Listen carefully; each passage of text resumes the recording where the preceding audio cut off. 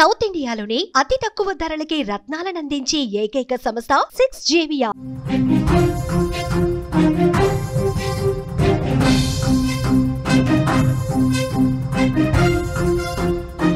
Bharat America సంబంధాలపై America అధ్యక్షుడు Donald Trump కీలక వ్యాఖ్యలు చేశారు. ఇరు దేశాల మధ్య సంబంధాలు దిగజారాయనే అర్థంలో మాట్లాడిన ఆయన తాము భారత్ రష్యాలకు దూరమైనట్లనే వ్యాఖ్యానించారు. షాంఘై సహకార సంస్థ సదస్సులో మోదీ, పుతిన్, జిన్పింగ్లు కలిసి ఉన్న ఫోటోను షేర్ చేసిన ట్రంప్ ఆ మూడు దేశాలకు ఉజ్వల భవిష్యత్తు కలిగి ఉండాలని కోరుకుంటున్నట్లు చెప్పారు. భారత్ రష్యాలను చైనాకు కోల్పోయినట్లుగా కనిపిస్తోంది. ఆ మూడు దేశాల సుసంపన్నమైన భవిష్యత్తు ఉండాలని ఆ దేశాలను కోరుకుంటున్నట్టుగా అంటూ ట్రంప్ తన సోషల్ మీడియా వేదిక ట్రూత్లో సోషల్లో వ్యంగ్యంగా పోస్ట్ పెట్టారు. ఇకపోతే ప్రతీకార సుంకాలతో ప్రపంచ దేశాలపై ట్రంప్ విరుచుకుపడుతున్న వేళ జియాన్ వేదికగా జరిగిన ఎన్సిఓ సదస్సులో రష్యా, చైనా, భారత్ అధినేతలు ఒకే వేదికపై కనిపించారు. అంతర్జాతీయంగా ఎదురవుతున్న సవాళ్లపై చర్చించిన వీరు తమంతా ఏకతాటిపై ఉన్నట్లు సంకేతాలు ఇచ్చారు. వీరి సమావేశంపై ప్రపంచ వ్యాప్తంగా చర్చ జరిగింది. ట్రంప్ తీరు వల్లే ఈ మూడు దేశాలు ఇప్పుడు ఒక్కటైపోయాయనేటువంటి వాదన కూడా ఇప్పుడు అమెరికాలో కూడా వినిపిస్తుంది. ఈ నేపథ్యంలో మిత్ర దేశంగా ఉన్న భారత్ను అమెరికా కోల్పోయినట్లుగా ట్రంప్ చేసినటువంటి వ్యాఖ్యలు ఇప్పుడు ప్రాధాన్యతను సంతరించుకుంటున్నాయి.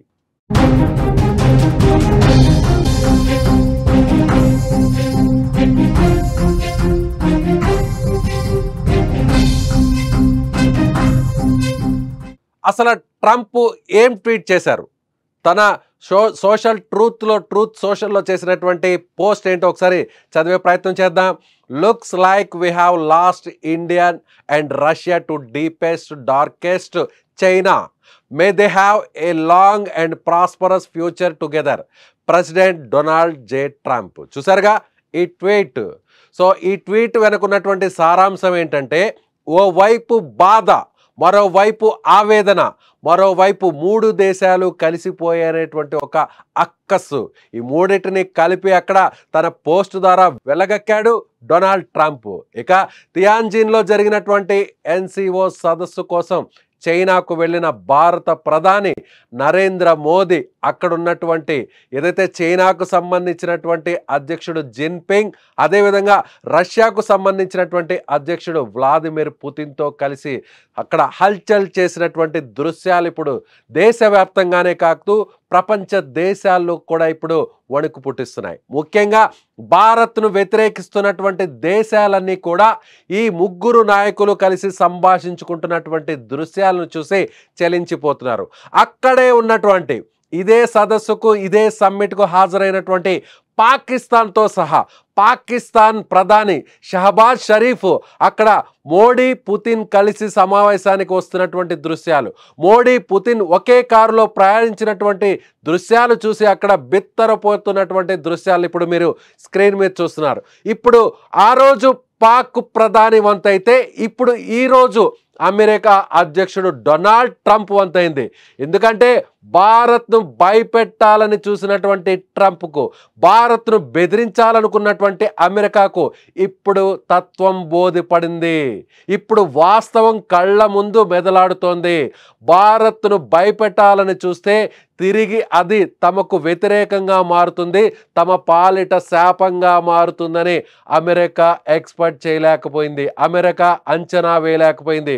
అమెరికా అధ్యక్షుడు డొనాల్డ్ ట్రంప్ టారిఫుల ద్వారా, ఆంక్షల ద్వారా భారత్ను భయపెట్టి తమ కాళ్ల బేరానికి తీసుకురావాలనుకున్నటువంటి ట్రంప్కు ఇప్పుడు తగిన బుద్ధిని చెప్పారు మన భారత ప్రధాని మోదీ. నరేంద్ర మోదీ అంటే ఇప్పుడు ప్రత్యేకంగా చెప్పాల్సినటువంటి అవసరం లేదు. ఇదే ట్రంప్ తన స్నేహితుడు, తన ప్రాణ స్నేహితుడు అనే విధంగా అనేక సార్లు అటు అమెరికాలోను ఇటు గుజరాత్లోను నమో మోడీ అనేటువంటి పేరుతో మోడీ, ట్రంప్ ఇద్దరు కూడా గుజరాత్లో జరిగినటువంటి సభ కావచ్చు, అదేవిధంగా మోడీ అమెరికాకు వెళ్ళిన తర్వాత ఈ ఇద్దరు ఒకే వేదికను పంచుకొని చేసినటువంటి సభ కావచ్చు, ఈ రెండు సభలు గ్రాండ్ సక్సెస్ అయ్యాయి. అదే సమయంలో ట్రంప్ తిరిగి రెండవసారి గెలుపొందడానికి ట్రంప్ రెండవసారి అధ్యక్షుడు కావడానికి నరేంద్ర మోదీ కూడా సహకరించారు. భారతదేశానికి సంబంధించినటువంటి ప్రవాస భారతీయులందరూ కూడా మోడీకి సంబంధించి మోడీ ఏ విధంగా అయితే ట్రంప్ గెలుపుకు పిలుపునిచ్చారో ఆ వెంటనే ట్రంప్కు వీరందరూ కూడా ఓట్లేశారు. ట్రంప్ పార్టీకి సహకరించారు. ట్రంప్ వెనకన నిలబడ్డారు. కానీ ఇదే ట్రంప్ ఏం చేశాడు? తన వేలుతోనే ఇప్పుడు కన్ను పొడుచుకునేటువంటి పరిస్థితికి వచ్చాడు అమెరికా అధ్యక్షుడు డొనాల్డ్ ట్రంప్. ఒక చిరకాల మిత్రుడిగా, ఒక స్నేహితుడిగా ఉన్నటువంటి ట్రంప్ను, ఒక స్నేహ దేశంగా ఉన్నటువంటి భారతదేశాన్ని కోల్పోయానంటూ ఇప్పుడు సోషల్ మీడియాలో తన వేదిక మీద, తన సోషల్ మీడియా అకౌంట్ వేదిక మీద ఆయన చేసినటువంటి కామెంట్ చూస్తే అర్థమవుతుంది. ఇది అమెరికానేనా? ఇది అమెరికా అధ్యక్షుడు ట్రంప్ చేసినటువంటి పోస్టేనా? అమెరికా భారత్ను చూసి, చైనాను చూసి, రష్యాను చూసి ఇంత భయపడుతుందా? ఎస్, భయపడాల్సిందే. ఎందుకంటే ప్రపంచంలోనే అత్యధిక జనాభా కలిగినటువంటి దేశం, ప్రపంచంలోనే యువత అత్యధిక శాతం కలిగినటువంటి దేశం భారతదేశం. ఎవరు ఎన్ని బెదిరించినా, ఎవరు ఎన్ని సవాళ్లు విసిరినా, ఎవరు ఎన్ని ఆంక్షలు పెట్టినా, ఎవరు ఎన్ని షరతులు విధించినా, ఎవరు ఎన్ని టారిఫ్లు విధించినా మేం తగ్గం, మేం భయపడం, మేం బెదరం. మాకు మా స్వశక్తి మీద నిలబడే సత్తా మాకుంది. ఏ దేశమైనా సరే మేము చేయి చాపితే ఆపన్న హస్తాన్ని తమతో చెలిమి చేయడానికి, స్నేహం చేయడానికి ముందుకు వచ్చే దేశాలు ఎన్నో ఉన్నాయని మన ప్రధాని చాటి చెప్పారు. అందుకు వేదికగా మారింది ఇదే షాంఘై సహకార సంస్థ సదస్సు. అందులో చాలా దేశాలు పాల్గొన్నాయి. చాలా దేశాలు, రష్యాతో పాటు చైనాకు ఆతిథ్య దేశమైనటువంటి చైనాతో పాటు అనేక దేశాలు అక్కడ పాల్గొన్నాయి. వారందరూ కూడా మోడీతో సంభాషించినటువంటి తీరు, మోడీని పలకరించినటువంటి తీరు, మన భారత ప్రధాన్ని పలకరించినటువంటి తీరు అందరూ చూసి నోరెళ్ళ పెట్టారు. ఇదే భారత్ సత్తా అంటే, ఇదే ఎదుగుతూ అభివృద్ధి చెందినటువంటి భారతదేశానికి ఉన్నటువంటి సత్తా అని అందరూ ప్రపంచ దేశాలంతా కూడా ఆశ్చర్యపోయారు. సో ట్రంప్కి ఇప్పుడు వాస్తవం తెలిసింది. వాస్తవం దిమ్మ తిరిగి మైండ్ బ్లాక్ అయిందంటారు చూసారా, సరిగ్గా ఇప్పుడు ట్రంప్కి అదే జరిగింది. ఒకప్పటి వరకు స్నేహితుడిగా ఉన్న మన దేశం, మన ప్రధాని నరేంద్ర మోదీ తన స్నేహితుడు భారతదేశంతో తన సహకారం కొనసాగుతుంది, తన చెలిమి కొనసాగుతుంది, వాణిజ్యం కొనసాగుతుంది. చిరకాల మిత్రులుగా ఉన్నటువంటి దేశం, ఉండబోతున్నటువంటి దేశం భారత్ అని చెప్పిన, ఇదే నోటితో చెప్పినటువంటి ట్రంప్ ఒక్కసారిగా అధికారంలోకి వచ్చిన తర్వాత పెద్దన్న పాత్రను పోషించాలనుకున్నాడు. ఆపరేషన్ సింధూర్ టైంలో భారత్ వెనక ఉండి భారత్కు నష్టం కలిగించాడు. పాకిస్తాన్కు పరోక్షంగా సహకరించాడు ఇదే అమెరికా అధ్యక్షుడు ట్రంప్. ఆపరేషన్ సింధూర్లో మన జోలికి పహల్గామ్లో వచ్చి దాదాపు 27 మందిని పొట్టను పెట్టుకున్నటువంటి పాకిస్తాన్ ఉగ్రవాదులకు, దీని వెనుకున్నటువంటి పాకిస్తాన్కు బుద్ధి చెప్పినటువంటి భారత్. ఆపరేషన్ సింధూర్తో మన సత్తా ఏంటి, మన సైనిక సత్తా ఏంటి, మన దగ్గర ఉన్నటువంటి మెకానిజం ఏంటి, మన దగ్గర ఉన్నటువంటి ఆర్మీ ఫోర్సెస్ ఎంత దృఢంగా ఉన్నాయో, మన దగ్గర ఉన్నటువంటి ఆర్మీ పవర్ ఏ పాటిదో పాకిస్తాన్కు చూపించినటువంటి ఇండియా ఆపరేషన్ సింధూర్లో పాకిస్తాన్ను ఎక్కడికక్కడ చీల్చి చెండాడుతున్నటువంటి ఇండియాని ఇదే వేదిక మీద, ఇదే సోషల్ మీడియా వేదిక మీద, ఇదే ట్రూత్ సోషల్ అనేటువంటి తన సొంత సోషల్ మీడియా అకౌంట్ మీద నుంచి భారత్ పాకిస్తాన్ యుద్ధాన్ని ఆపేశాను, 2 అణ్వాయుధాలు కలిగినటువంటి దేశాల మధ్య యుద్ధాన్ని ఆపింది నేనే, అది నేనే అంటూ ప్రగల్భాలు పలికినటువంటి ట్రంప్ మన దేశంలో ఉన్నటువంటి 100 కోట్ల మంది, 140 కోట్ల మంది భారతీయుల మనసును గాయపరిచారు. పాకిస్తాన్కు బుద్ధి చెప్పాల్సిందని అందరూ కూడా కోరుకుంటున్నటువంటి సమయంలో తగుదునమ్మ అంటూ మధ్యలో దూరి ఈ 2 దేశాల మధ్య మైత్రిని కుదిర్చాను, సీజ్ ఫైర్ చేయబోతున్నారు, సీజ్ ఫైర్ కూడా కుదిరిపోయింది అంటూ 2 దేశాలు ఎలాంటి ప్రకటన చేయకముందే తగుదునమ్మ అంటూ వచ్చి ఇదే ట్రంప్ ఇదే సోషల్ మీడియాలో భారత్ పాకిస్తాన్ మధ్య యుద్ధం ఆగిపోయింది అంటూ ఆయన పోస్ట్ చేశారు. ఆ తర్వాత మన ప్రధాని మోడీ పలు వేదికల మీద చెప్పారు, భారత్కు ఎవరు ఒత్తిడి తెచ్చే పరిస్థితి లేదు, భారత్ ఎవరికి భయపడదు, బెదరదు అని చెప్పాడు. ఇది ఆగలేదు, ఆపరేషన్ సింధూర్ ఆగలేదు. మళ్ళీ పాకిస్తాన్ ఉగ్రవాదులు భారత్ వైపు కన్నెత్తి చూడాలనుకున్నా సరే మళ్ళీ ఆపరేషన్ సింధూర్ కొనసాగుతుంది. ఇది కేవలం బ్రేక్ మాత్రమే అంటూ మోదీ అనేక సందర్భాల్లో చెప్పారు.